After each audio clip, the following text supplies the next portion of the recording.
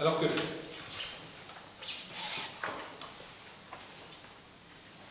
D'abord, les jeux sont loin d'être faits. J'ai tout mis sur la table parce que c'est utile de le savoir.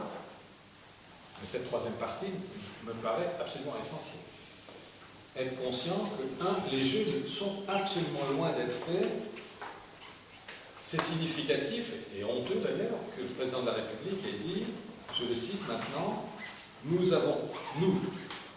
Américains et Européens, parce qu'il a dit à Washington, nous avons tout à gagner à aller vite pour éviter l'accumulation des peurs, des menaces et des frustrations. En fait, c'est lui qui a peur. La peur qu'il y ait un nouvel effet Bolkestein qui révélerait la nature profonde du projet aux citoyens. L'effet Bolkestein avait permis la victoire du non au traité constitutionnel. L'effet que je viens d'évoquer pourrait très bien peser très très lourdement sur les élections européennes et au-delà sur la conclusion du grand marché transatlantique. Je pense que c'est un signe de grande faiblesse et donc ça montre les choses.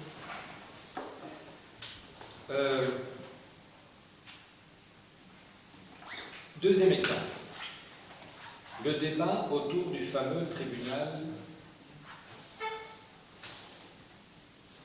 privé, donc la protection des investisseurs dont je vais parler, tribunal arbitral. Il fait énormément de bruit en Allemagne. Dans la population, mais même dans les milieux dirigeants. Je vous ai dit, ils ont été touchés en quelque sorte par cette attaque du groupe suédois qui leur demande une extraordinaire compensation par rapport à la décision de sortir de l'Ukraine. Quoi qu'on pense de cette décision, c'est pas le problème. Donc, ils se rendent compte, grandeur nature, de ce qui risquerait de leur arriver s'ils donnaient ce pouvoir nouveau, supplémentaire à ce qu'ils appellent les investisseurs. Et puis en Allemagne, et là il faut leur rendre cet hommage, ils sont jaloux de leur souveraineté. Ils sont jaloux de leur souveraineté, ils la défendent beaucoup mieux que les dirigeants français. Et donc, l'acte 1 a été que l'Allemagne d'emblée a dit, au moment de la discussion du mandat, non, nous ne voulons pas de ce tribunal. Les dirigeants allemands. Sauf que, ils ont néanmoins accepté que ce soit intégré dans le mandat, mais en ajoutant, d'accord pour le mettre dans le mandat, mais si ça vient réellement dans la négociation, il faudra, avant de pouvoir conclure sur ce point, que le négociateur réobtienne l'unanimité des États membres. Comprennent qui peut. Mais il y a cette valse hésitation. On n'en veut pas. D'accord néanmoins pour que ce soit d'un mandat, mais avant de pouvoir concrétiser, il faudra de nouveau explicitement un accord unanime des États. Acte 2, il y a la grande coalition et il y a des élections prochaines. Ce qui fait que le vice-chancelier social-démocrate, ministre de l'économie, M. Sigmar Gabriel, vient de faire une sortie le 26 mars dernier où il dit que l'Allemagne ne peut pas donner son aval à ce traité si le tribunal arbitral de protection des investisseurs est de droit. C'est a priori, on peut penser une menace claire. Il ajoute dans tous les cas, il faut exclure de l'accord la possibilité que des réglementations destinées à la protection de l'intérêt public soient annulées ou contournées. Alors on se dit, c'est hard. Hein, on va voir, mais en tout cas, le commissaire européen répond tel quel, j'exclus de ne pas prévoir un tel mécanisme dans le traité. Et il ajoute, ne pas inclure un tel mécanisme voudrait dire que les États-Unis s'éloignent de la pratique habituelle. Mais, dit-il, je suis d'accord pour favoriser de la transparence, qu'il y ait d'éviter des formules vagues. Il ajoute, il organise en ce moment une consultation de 3 mois. 3 mois. Une consultation sur cette question. Il interroge les investisseurs, les États membres, les citoyens si vous le souhaitez, mais je vous dis tout de suite, c'est un texte de 40 pages, complètement techno, absolument incompréhensible si on n'a pas fait des études juridiques spécifiques. Mais c'est une consultation de 3 mois. Dans 3 mois, les élections européennes sont terminées. Peut-être que les positions très fermes actuellement s'assoupliront à ce moment-là. Donc, je ne suis pas en train de vous dire que l'affaire est dans le sac. Mais elle est sur la table. Et la clé, à mon avis, dans cette affaire, c'est informer, débattre, rassembler. Il faut que ces questions, qui sont finalement assez simples dans l'énoncé des enjeux, les questions elles-mêmes sont complexes, mais on peut les populariser. Ça vaut pour l'affaire du tribunal arbitral, ça vaut pour l'ensemble des enjeux évoqués, qui sont souvent des enjeux très concrets. Il faut faire un travail de popularisation d'ici 25 mai et après le 25 mai, bien sûr. L'affaire est de longue haleine. Et le faire de préférence, pas seulement entre Français, mais avec d'autres Européens, et y compris, si possible, montrer qu'il y a les mêmes luttes convergentes aux États-Unis. Pas en faire une affaire européenne contre les Européens contre les Américains, mais il y a des convergences qu'on peut montrer très fortes entre les forces populaires pratiques aux États-Unis et en Europe, et surtout faire le lien dans les médias entre cette bataille et la campagne des élections européennes. Il y a une dimension importante de cette lutte, le développement social, le développement environnemental, qui a un lien direct avec ce traité transatlantique. Et encore une fois, pour le moment, on est sûr d'une seule chose en matière de ratification, c'est que le Parlement européen aura, dans cette affaire, un rôle clé à jouer. Et donc, si on peut aider nos concitoyens à choisir en conséquence les hommes et les femmes qu'ils envisagent d'envoyer au Parlement européen, ça rendra service. Ça permet aux citoyens d'intervenir directement dans un enjeu politique de premier plan. Je crois que ça fait partie de l'idéal démocratique au-delà de nos différences que nous souhaitons servir. Je vous remercie.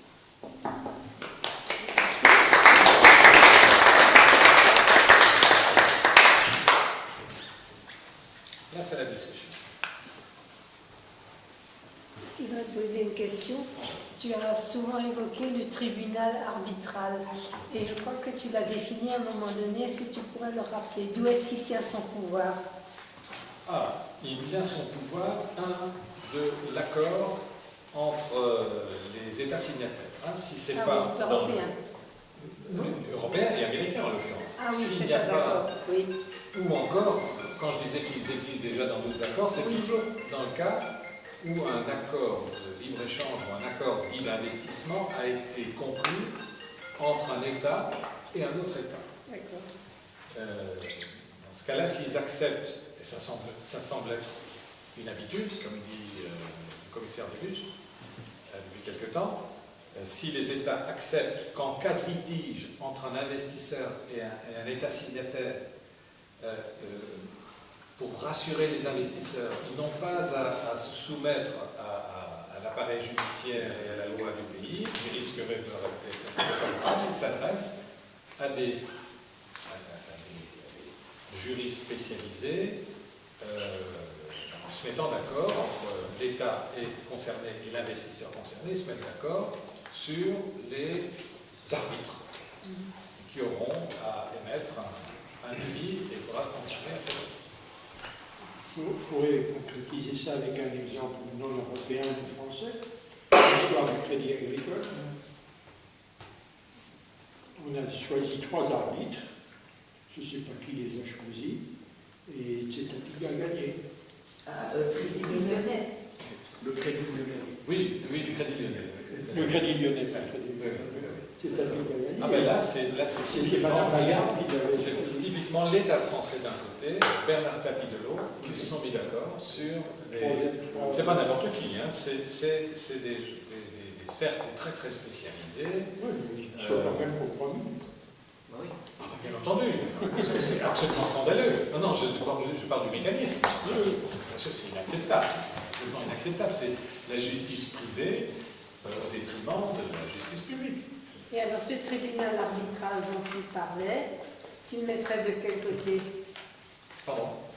Il arbitre comment? Il arbitre comment? Enfin, en fonction de quoi? Parce qu'il a un énorme pouvoir, finalement. Globalement, sur les. Je crois qu'il y a 514 référents qui ont été répertoriés, qui sont déjà passés par les tribunaux arbitraux. Sur les 54 cas, dans 58% des cas, ça s'est terminé par une victoire totale ou partielle des entreprises qui avaient porté plainte. Oui, c'est. Oui, mais c'est sur quelle législation, sur quelle base Ils étudient les termes de l'accord conclu par l'État membre, entre l'État membre et l'État dont est originaire l'investisseur. S'il estime que ces intérêts d'investisseurs ont été amoindris ou floués par une mesure discriminatoire, entre guillemets, prise par l'État, il s'estime lésé, l'État s'estime dans son droit, et donc ces fameux arbitres diront soit vous avez totalement tort ou vous avez totalement raison, ou dans un certain nombre de cas, on propose une compensation moindre que celle qui est réclamée, mais quand même substantielle, ou alors vous modifiez telle ou autre mesure. Ils ne peuvent pas obliger l'État à retirer sa mesure, mais ils peuvent exiger une compensation telle que l'État préfère retirer la mesure, ou en tout cas, préventivement, ne pas prendre certaines mesures de peur qu'un investisseur s'oppose à lui. C'est une affaire diabolique qu'il ne faut pas accepter, sous aucun prétexte, mais ça ne doit pas rester une affaire élitiste. Parce qu'il peut y avoir, je ne sais pas, un pays qui refuse. Hein, je pense à par exemple Philippe Maurice, mais il peut y avoir des choses beaucoup plus graves. Il peut y avoir des risques sanitaires beaucoup plus graves, dont on a peut-être des preuves. Je suis évidemment d'accord avec cette position, mais je ne fais pas partie du petit club des artistes. Non, c'est réellement une justice des puissances. C'est ça, oui. Enfin, oui, là, ils sont en train de se tailler une autoroute. C'est quelque chose d'absolument Même inacceptable. à l'aéroport. La France officiellement est contre ce tribunal. Je ne l'ai pas dit parce que ça ne s'entend pas tellement. Il ne suffit pas d'être contre, il faut se battre. La France est contre. L'Allemagne est contre. Mais bon, pour le moment, l'Allemagne se bat. On ne sait pas si elle se bat parce qu'il y a prochainement des élections, si elle se bat parce qu'elle estime que son pouvoir, y compris à la bourgeoisie allemande, serait entamé, c'est pas exclu. Ou si un mélange des deux.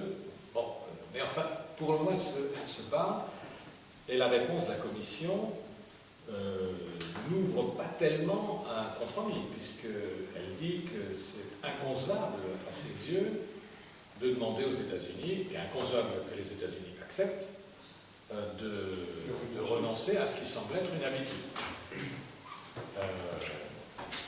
Et il dit, je vais apporter de la transparence, ça c'est la foutaise. Oui. Oui, nous on a parlé de normes précédemment, et quand on va être, quand on sera face à des choix de normes, au niveau du vote, ça va se passer comment? Parce qu'on aura d'un côté une Europe qui aura 28 pays, et on aura en face un seul pays. Quel sera le poids des États-Unis? Bon, ils sont plus bien qu'il y avoir une manière de faire qui va être différente. Est-ce que ça va être proportionnel au nombre d'habitants? Est-ce que ça va être proportionnel au nombre de pays? Non, c'est pas ça. Il y a une négociation, et le paquet final de la négociation, côté européen, ne pourra plus être ouvert. Les chefs d'État et de gouvernement d'un côté, le Parlement européen de l'autre côté, devra dire je suis d'accord avec ce paquet, je ne suis pas d'accord avec ce paquet. Et les États-Unis, c'est beaucoup plus compliqué, contradictoirement, puisque le Congrès, si d'ici là il n'a pas adopté un mandat de négociation, il ne semble pas prêt à le faire, les décisions qui sont dans ce paquet pourraient être détricotées par le Congrès. Dans quel cas, tout est à recommencer parce qu'évidemment, le Parlement européen et le Conseil européen décideront en fonction de ce qu'ils auront négocié eux, et non pas en fonction d'éventuels amendements du Congrès américain. Et c'est pour ça que je dis, ils sont très très très loin d'être arrivés. Je me reprends par rapport à quelque chose que j'ai dit tout à l'heure, c'est dans la réponse que je viens de faire que je viens de me rendre compte que j'ai dit une bêtise, et elle est de taille. Quand je disais que le vote des finales côté gouvernement sera à la majorité qualifiée, je pense que c'est faux, puisque c'est le Conseil européen, donc c'est les chefs d'État et de gouvernement qui ne fonctionnent pas à la majorité qualifiée. Donc je pense que ce sera un vote unanime qui sera nécessaire. Et de même que, comme je l'ai dit tout à l'heure par rapport au tribunal arbitral, c'est dans le mandat, mais si ça vient réellement sur le tapis, il faut qu'il y ait préalablement une confirmation unanime des chefs d'État et de gouvernement qu'ils sont d'accord. Mais il fonctionne actuellement, ces tribunaux arbitral privé fonctionne actuellement sans avoir un mandat de tous les pays obligatoirement. Ces tribunaux ne fonctionnent que entre deux pays ou deux ensembles de pays qui ont signé entre eux un accord de libre-échange ou un traité d'investissement qui prévoit le tribunal arbitral. Pour le moment, ça n'existe pas entre les deux États. La question, c'est qu'il faut accepter. Oui. J'ai deux questions. Est-ce que on a dit que la culture était hors négociation pour l'instant? Est-ce que les domaines comme l'éducation, la recherche, la santé ont été sentis? Ça, c'est ma première question.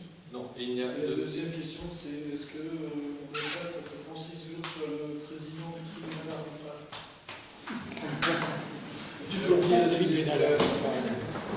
Non, il y a pour la question des litiges sur les échanges, pas les investissements, les échanges, il y a une cour arbitrale à Paris, internationale. Il y a sur les litiges en matière d'investissement une cour, où est-ce qu'elle existe? Elle doit être à Londres. Enfin, il y a déjà quelque chose qui existe.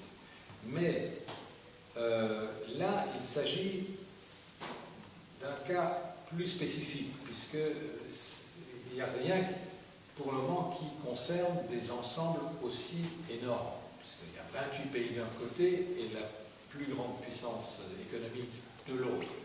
Donc là, on nous dit que il y a pour le moment un tout petit groupe de personnes, de spécialistes, d'experts juridiques susceptibles d'être sollicités. Et pour savoir qui est chaque fois ad hoc sollicité pour un litige, il faut qu'il y ait un accord entre l'investisseur qui attaque et l'État qui est attaqué. Ils se mettent d'accord sur les trois. Je crois qu'il y a une petite ambiguïté. On parle d'un tribunal. Il n'y a pas de tribunal. Non, pas de C'est chaque fois une commission qui est nommée au cas par cas entre les deux antagonistes. Oui, on dit tribunal parce que ça permet de comprendre ce qu'on veut dire. Mais ça n'est pas du tout une institution. C'est un ad hoc en fonction de chaque cas et en fonction de l'accord entre les deux parties, mais le nombre d'individus susceptibles d'être sollicités et rétribués est très limité. Je peux prendre un exemple. Si ça existait ce acte, Monsanto attaque l'État français parce qu'il y a une régulation contre les OGM, on va nommer trois experts. Pour la France, ça sera un ingénieur de l'INRA ou quelque chose comme ça. Pour les États-Unis, ça sera un copain de Monsanto. Et le troisième, il fera basculer. Actuellement. Pas dans le cas. Non, là je dis bien, c'est des cabinets d'affaires extrêmement spécialisés. C'est pas un copain du gouvernement français et un copain de l'investisseur. Ce sont des juristes extrêmement pointus sur ces questions et qui existent en nombre limité, très limité. Je vous dis neutre, si on peut appeler ça neutre. Oui, neutre, mais business friendly, comme disent les anglo-saxons. Mais vous voyez, c'est un nombre extrêmement limité puisque je crois qu'on parlait sur les affaires qui ont eu lieu, je crois que c'était sur 55% des affaires jugées jusqu'à présent, ça concernait une quinzaine de juristes. Vous voyez, donc c'est vraiment une petite minorité d'experts. Oui, Michel? Moi, ce marché transatlantique me semble être la suite logique de la construction européenne. Un marché transatlantique suit un marché européen.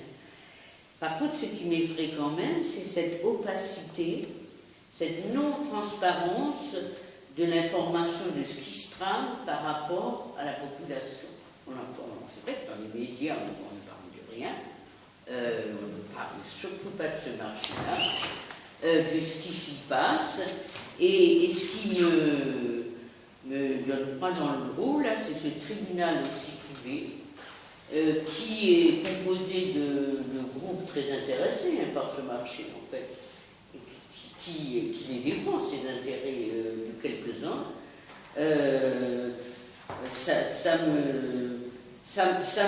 Pour moi, ce marché, c'est dans la continuité effectivement de cette construction, mais c'est encore pire parce que il y a des intérêts très étroits et quelque chose qui s'organise au point de vue de l'Europe avec les États-Unis, et c'est surtout cette non-information du peuple de ce qui est en train de se construire. Parce que c'est quand même... c'est encore plus opaque que ce qui se construit en Europe. Alors là, c'est quand même quelque chose qui doit nous interpeller et qui doit effectivement inciter à ce qu'il y ait au moins une transparence, imposer la transparence, imposer ce qui se négocie, ce qui se trame, parce que pour moi, c'est vraiment... quelque chose de dramatique, et qu'est-ce que c'est encore pire que tout.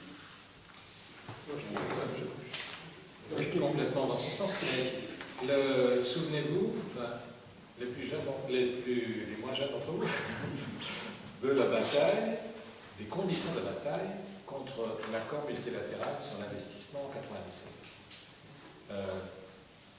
pendant des mois et des mois, il y a eu des négociations secrètes à l'OCDE. Personne n'en savait rien. On a su ensuite, il y a eu des choses, des fuites au bout d'un moment. On avait interpellé le ministre de l'économie et des finances de l'époque, un certain Dominique Strauss-Kahn, qui a dit, bon, vous n'en faites pas, ça, on n'est pas concerné. France n'est pas concernée, il n'y a pas de problème. En fait. On a quand même continué à creuser, et une fois que les fuites commencent, il y a maintenant, fort heureusement, dans la société, les ONG, enfin, des partis, des syndicats et du monde, des lanceurs d'alerte. Des lanceurs d'alerte. Et on a découvert réellement le pot de rose, et donc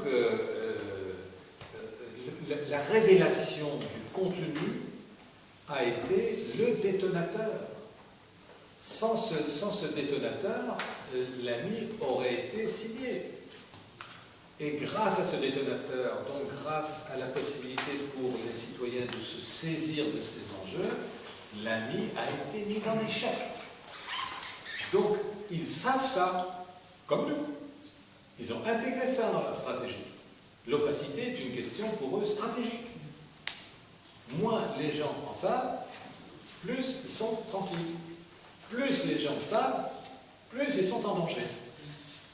Et donc c'est pour nous absolument décisif, nous, au sens large, tous ceux qui sont contre ça, à l'échelle de l'Union européenne et même des États-Unis, décisif de révéler la quintessence, révéler les enjeux décisifs au plus grand nombre de citoyens possible pour avoir le même effet que l'a mis en 97. Julien d'abord, puis deux questions. Déjà, donc, sur le tribunal arbitral, en tant que juridiction, est-ce que son pouvoir est une juridiction suprême? Est-ce que son pouvoir est supérieur aux juridictions nationales? Par exemple, supposons qu'il y ait une loi, une décision constitutionnelle française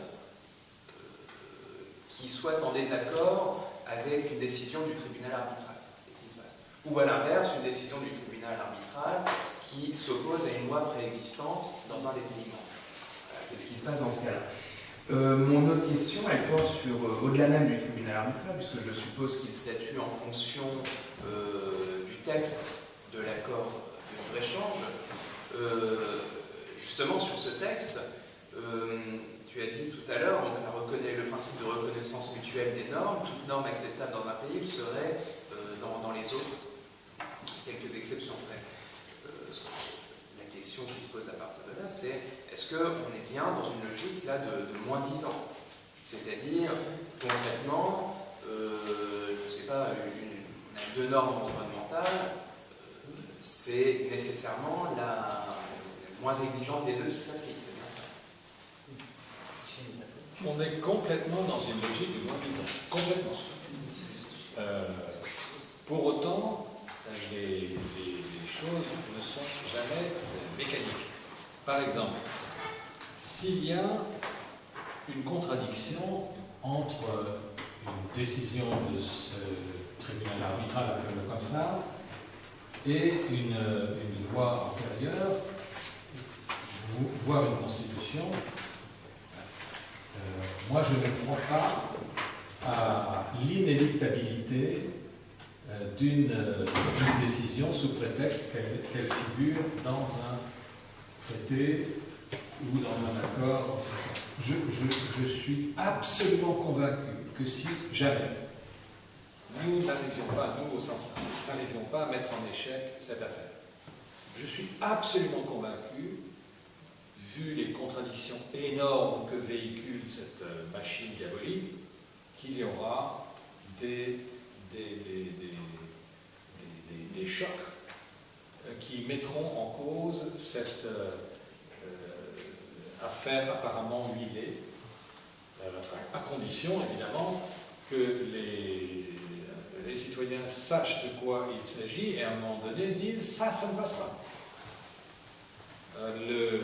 Là, on se place dans une optique où il y a simplement un accord entre négociateurs capitalistes européens, négociateurs capitalistes américains, qui trouvent une combinaison qui constitue un compromis acceptable par les deux capitalismes. Voilà. Les sociétés, pour le moment, sont out. À partir du moment où les sociétés peuvent intervenir parce qu'elles sont concernées par des cas précis, des intérêts majeurs ou des valeurs essentielles qui sont mises en cause, ça change la donne. Ça change la donne. Mais on ne peut pas le savoir, ça n'existe pas pour le moment dans le débat public, puisqu'on apprend par ce biais qu'il y a 1400 accords, certes pas des grands accords de libre-échange comme celui-là, mais des traités d'investissement entre un État et un autre État, 1400 qui sont signés entre différents États européens et d'autres États tiers, et qui ont intégré ce type d'arbitrage. C'est phénoménal. On l'apprend par ce biais. Donc tant que ça ne se sait pas, il ne peut pas y avoir de choc, de contradiction. Mais cette affaire est d'une telle envergure, puisqu'il s'agit, encore une fois, de plus de la moitié du PIB mondial, près du tiers des échanges mondiaux. Ça, il faut évidemment tenter de l'empêcher. Mais si jamais ça passe, ça ne passera pas comme une lettre à la poste.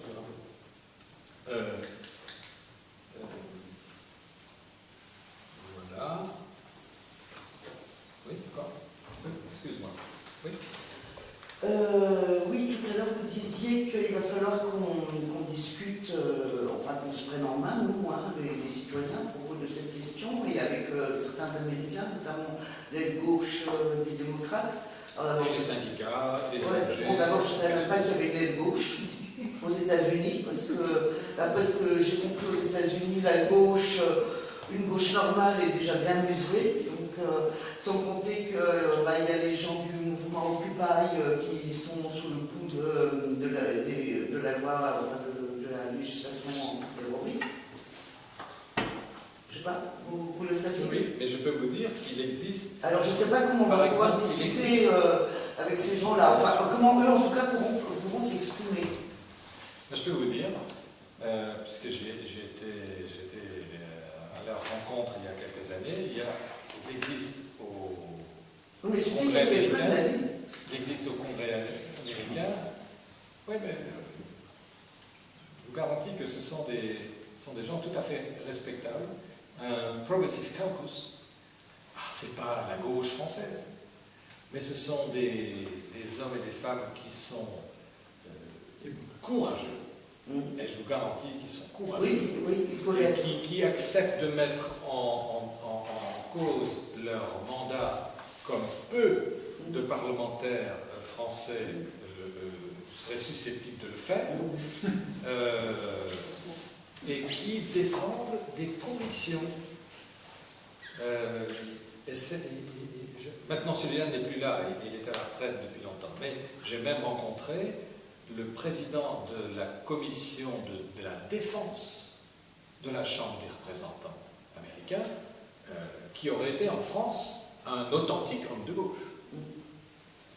Et il était noir, donc je lui ai dit comment, je vais vous dire pourquoi je précise qu'il était afro-américain. Je lui ai dit comment un homme de votre qualité peut être président de la commission de la défense de la Chambre des représentants.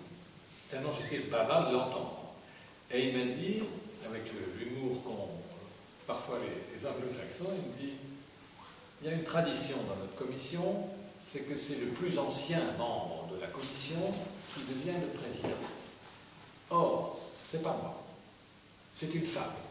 Et les membres de la commission de la défense préfèrent encore un noir à une femme. Voilà pourquoi je suis là. Bon, évidemment, il a sous-estimé une personne, c'est un gars absolument extraordinaire, qui a un rayonnement, qui avait, en tout cas, un rayonnement, une autorité tellement indiscutable qu'ils ne l'ont pas éliminé quand c'était son nom. Non, il y a des gens, des hommes et des femmes très bien aux États-Unis, au Congrès, dans la société, dans les ONG, des gens absolument formidables qui doivent absolument être nos partenaires dans cette bataille et dans d'autres batailles. Ça, c'est quand même tout. Oui, mais ceux-là, on ne les entend jamais, c'est que ça fait une... Vous savez, on n'entend pas s'exprimer. Eux nous entendent pas. Hein. Vous savez, il y a eu récemment une information par la radio, hein, je n'étais pas au courant. Il y a eu un sondage aux États-Unis sur quelle devrait être, à vos yeux, la politique des États-Unis vis-à-vis de l'Ukraine, de l'affaire ukrainienne. Et la première question, c'était où situez-vous l'Ukraine sur une carte? Ils nous ont donné une série d'options. Et l'option qui est sortie majoritairement, c'est que c'était entre la Finlande et l'Ouganda, en gros. Hein. Ils ne savent pas où est l'Ukraine, mais en revanche, c'est ceux qui savaient le moins sur l'Ukraine qui étaient le plus catégoriques sur le fait que les États-Unis doivent intervenir militairement contre l'Ukraine. Bon. Donc ils connaissent rien à l'Europe et nous connaissons très peu de choses aux États-Unis. Ça, c'est ce qui explique ça. Un peu dans le même sens, on a l'impression d'un duel Europe-États-Unis. Il y a le côté leader stratégique, ça c'est d'accord.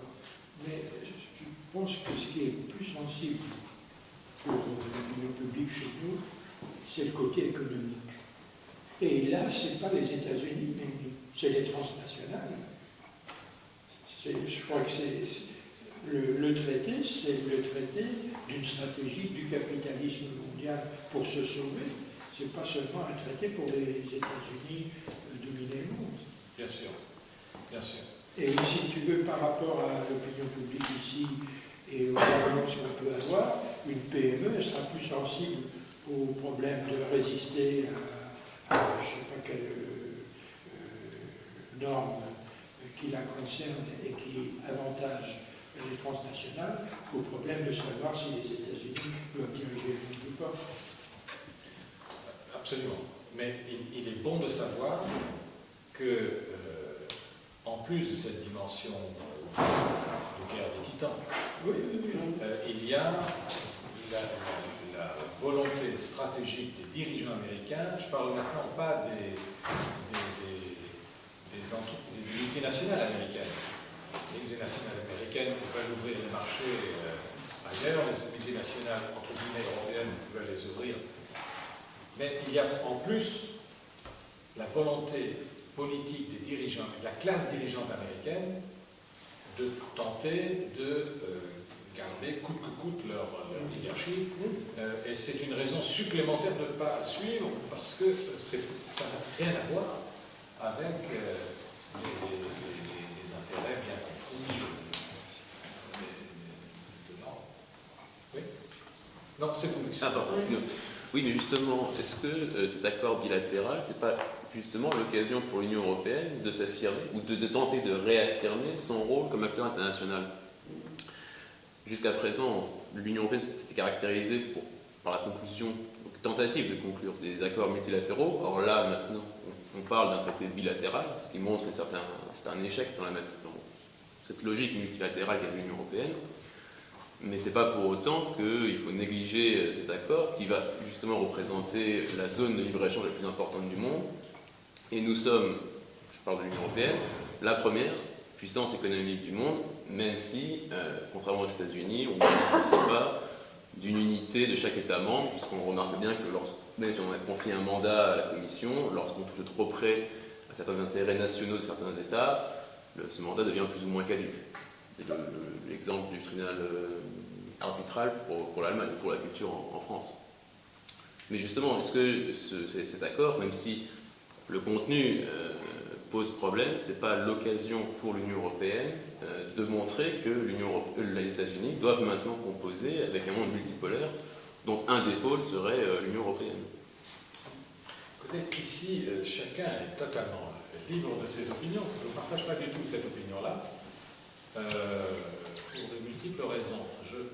Je pense d'une part que les peuples européens n'ont rien à gagner à une bataille de pôles qui veulent se mesurer pour étendre leur influence dans le rapport des forces mondiales. Moi, je pense que peuples sont perdants à ce type de guerre économique. Deuxièmement, vous dites, est-ce que ce n'est pas une chance pour l'Europe? Je pense que la construction européenne a une raison d'être à une condition, c'est qu'elle puisse défendre une ambition spécifique dans laquelle les Européens puissent se retrouver. Ça peut être un modèle social avancé dans la mondialisation, ça peut être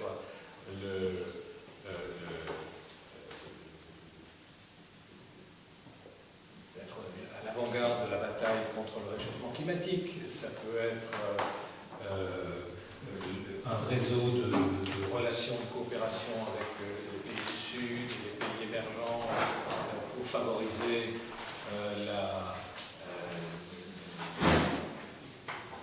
l'échange mutuel, les intérêts réciproques. Ça peut être favoriser un accord de sécurité collective sur le continent européen, etc. Ça a un sens. Être simplement les petits soldats à la disposition des grands groupes européens pour qu'ils taillent des croupières à leurs concurrents américains, sans moi. Mais, enfin, oui, je respecte votre opinion. On est d'accord sur le fond, mais simplement, j'ai du mal à saisir pourquoi est-ce que l'Union européenne devrait arriver nécessairement à la tête basse alors qu'elle a des arguments à faire peser face aux États-Unis, et notamment, l'environnement était un thème majeur de l'Union européenne, et le dernier sommet qui était censé réunir l'ensemble des grands pays du monde était le sommet de Copenhague, si je ne me trompe, et on a remarqué que là, l'Union européenne, qui apparaissait unie au départ, s'est petit à petit divisée en raison justement de certains intérêts nationaux qui ont prédominé à l'intérêt de l'Union européenne, et finalement on a eu plus un G2 sino-américain qui a semblé, lui, pour être en mesure de prendre des décisions sur lesquelles nous n'avons finalement pas pu peser, et donc ne pas pouvoir faire, imposer nos normes ou nos exigences en termes d'environnement. C'est ce que je veux dire, en fait. Oui. Moi, je pense, en matière climatique, par exemple, qu'il y a une référence qui doit nous interpeller, c'est le diagnostic du GIEC, la communauté scientifique mondiale, qui dit, si on continue sur la ligne actuelle, sur la projection dans l'avenir des positions actuelles, nous n'aurons pas à la fin du siècle plus 2 degrés par rapport à 1990, mais plus 4 ou plus 5, c'est-à-dire un dérèglement complet qui ne serait plus maîtrisable.